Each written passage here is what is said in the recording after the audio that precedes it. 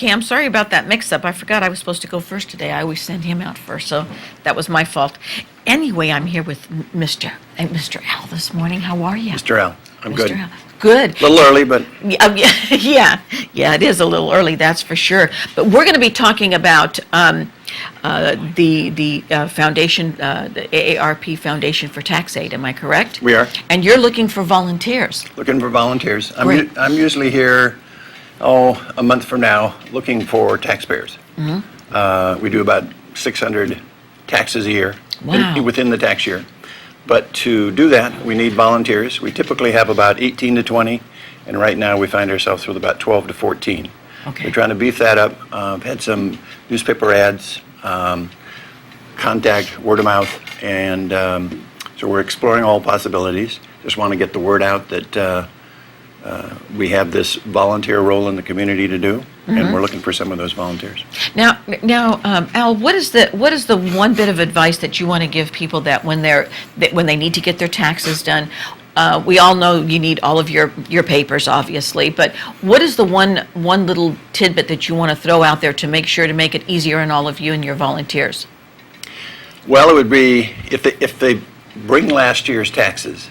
Okay. It's a good general reference for us. Right. So they want to bring all of their slips of paper that indicate their income, any dividend income, interest income, as much interest that anybody earns anymore. Yeah. .0001 penny. But bringing last year's taxes is a good general reference for us. Okay. And also, do they bring everything and leave it with you, or do you do it there? Or do they have their taxes done there? We do it there, and that's one of the things that we train the volunteers in. The people that we're looking for don't have to have a background as a CPA or a tax person. Okay. Of the people that we have who are the volunteers, most of the people have no financial background. Looking for people who like to work with numbers, have done their own taxes. If they're familiar with TurboTax and literate with a computer, Right. they can do our program. We have an orientation on December 18th where all of the people come in for a one-day orientation. And then we have a class in January from the 20th to the 24th. That's when we get trained. Okay. Because you need to be trained. With TurboTax, it basically walks you through. Right. On this one, it's self-directed, so you're running the program, and then the client comes in and you talk to the client, you fill in the boxes with the number they provide, and it spits out the proper information. Now, where will all of these events take place? Everything is at the senior center. So Great. that orientation is at the senior center, the class is at the senior center, and then when we finally get around to doing taxes, that's at the senior center. Great, so they can just come down to the senior center. And do they need to call and make an appointment? So in other words, you don't want like 30 people there at 9 o'clock.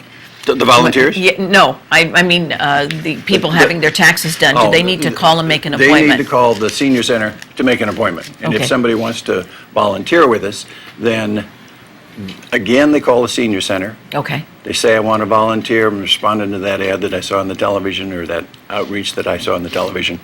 They will refer that call to myself or somebody else. We'll get them the information, get them all of the booklets, tell them what's going to happen. As far as anybody who's going to volunteer, I want to give them some concept of what Please do. their time involvement is. We do taxes 3 days a week, but any one volunteer probably will only do it about 1 day a week.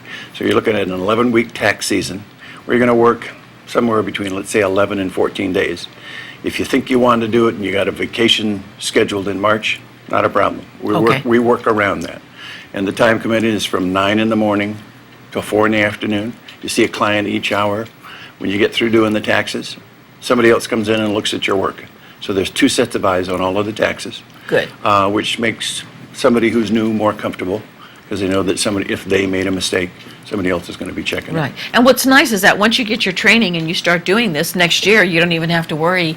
You feel you can walk in and the training just becomes second nature to you, and so it makes it a lot easier. Unless there's different changes, because I It's think there's true. going to be changes There are next year. changes. I've been doing it for 12 years. Always appreciate the fact that I can go through the training. First of all, it's a little bit of renewal, and then also, as you say, there's always something new in the tax Yes. law. This year is not too bad going into Next 14. year. Next year's going to be a very big year. Yeah, because I So it'd be understand. good for everybody to sign up. have this base year, and then they just go into their second year next year. Right, because I understand next year there's going to be quite a few things that were deductible that are not going to be deductible. Am I correct? Yeah, what I'm talking about, though, doing the tax year in 14 for 13, probably not so many changes. Doing them in 15 for 14. 15 for 14. As we get into the Yeah, that's what I meant. Affordable Care Act and some Right. impacts there and everything else, it'll be a big year. Right, and then there'll be some different changes in the tax structure and things that not this year. or That's all, next that year. happens every year. But that happens every single Yeah. year, so that's going to be changing and doing things. Now, let me ask you a question about all of this. If somebody comes to you and says, well, I don't have A, B, and C, and this is all that I have, can you work with just the minimal? I mean, if they don't have, obviously, there's a lot of people who don't have very many deductions, and so it maybe wouldn't even take an hour to do it. Well, if they've made money somewhere, they have to have some official recognition of how much they got. Right. They can't come and say, I work for so-and-so and I made a certain amount of money, but I'm not sure exactly what it is, and I didn't get my W-2. Now, let me ask you this. All information from banks, employers, whatever, isn't it supposed to be sometime or February something? Should be sent out by the end of January. By the end of January. So if you don't have it by the second week in February, they need to call and they need to get that information before they come into you. Great. Am I correct? You are correct. Yeah. So get all of your information together and give them a call at the senior center, set up an appointment, and please, please, we need a lot of volunteers to help people, and it'll help you. You're doing something good for your community, and you're learning something about income tax. And you can do your own. And you can do your own, which is going to be a lot of fun. So with that, I want to tell Al, thank you very much for being here, and good luck to you, because I know that tax season is a really rough time on everybody. Thanks for helping us to put the word out. Oh, you're very welcome. With that, we're going to take a very, very short break and be back with, I believe, Cam and our next guest.